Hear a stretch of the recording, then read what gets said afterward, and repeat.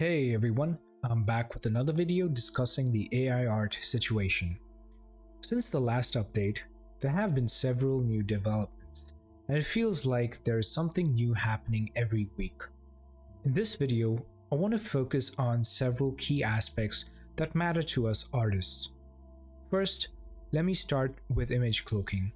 In the previous video, I talked about a tool called Glaze, which makes subtle modifications to your artwork to prevent it from being used in any meaningful way in the training of Gen AI models.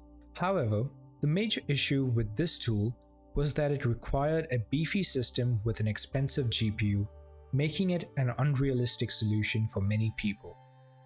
Fortunately, the team behind the program has now announced WebGlaze, a browser-based solution that is more accessible to everyone. It's still invite-only, but you can get an invite by reaching out to the Glaze project on one of their social media accounts.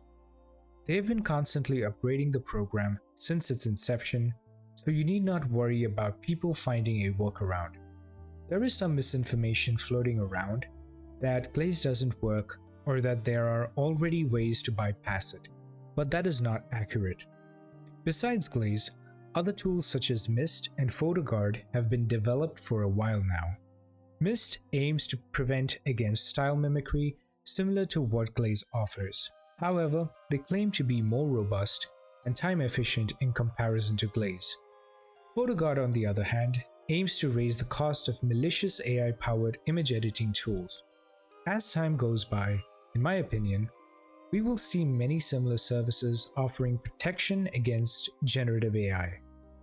Moving on from the topic of image cloaking, let's talk about detecting generated imagery. There are tools out there to help detect AI images, and one such service is Hive Moderation. You can simply screenshot an image or upload it to the site, and it will let you know whether it was created using generative AI or not.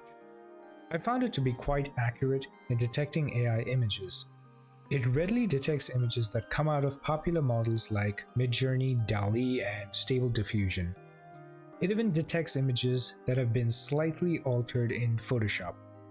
This is going to be useful for clients and customers in avoiding individuals masquerading as artists on various platforms that render artistic services.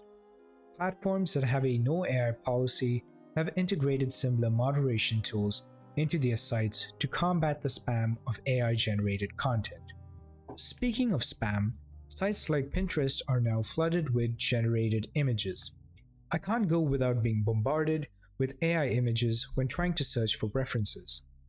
Gen AI images are mostly useless for reference. It's also frustrating to browse art, as DeviantArt and ArtStation are completely overrun by these images. Adobe has also thrown its hat in the ring and announced that its stock site would be used to train its program Firefly. As you can guess, many Adobe stock contributors are not happy about this.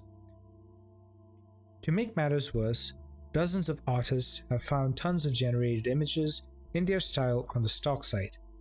One can only conclude from this that Adobe's so-called ethical AI image generation tool is tainted.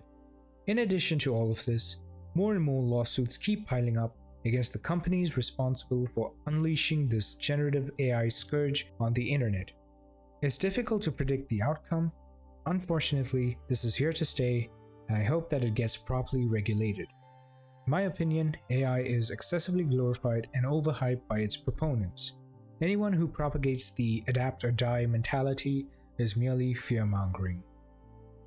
If you found this video informative, be sure to share it and subscribe to be notified of future videos.